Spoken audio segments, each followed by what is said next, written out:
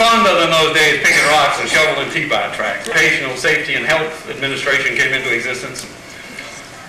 Those of us that first got involved, the first bunch of papers one had to fill out were considerable, and they were kind of spread out around the, is that Hog Allison in the back? No. It was spread out around the various departments. And I went into the lift shack one day, and Stubb was there pondering this bunch of papers that it was his responsibility to fill out in respect to those people who were involved in the ski patrol. And I was looking at what he had written, and about halfway down the first page of those OSHA registration forms, there was a line that says number of employees, and in parentheses it says broken down by sex.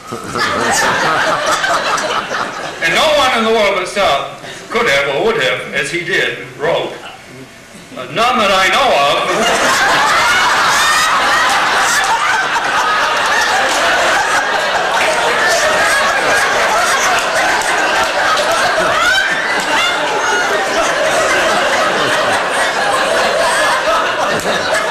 That was half of what he wrote. He said, none that I know of, our problem's just laziness.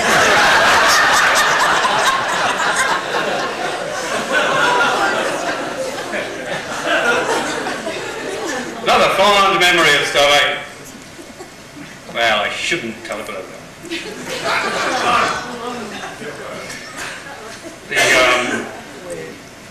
I don't know how the subject came up, but the subject was prophylactics.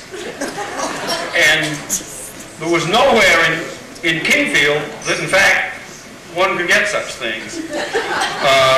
Not even Harvey Boynton, who was usually way ahead of the curve.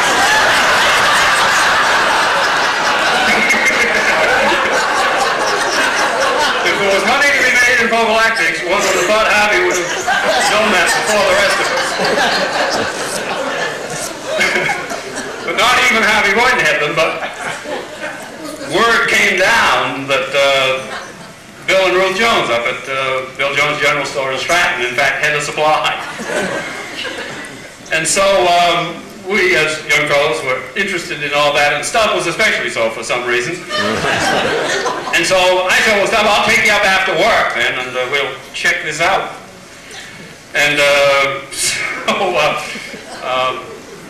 we went in, and Ruth was at the counter until Bill Sr. was at the cash register, and then Stubb allowed to Bill, he was interested in prophylactics, but didn't know how one bought them, or in what configuration they came, or quantity, or anything else, and asked Bill Jones Sr. what he recommended, and Bill said, well, the most popular seems to be this package of 3 here for $1.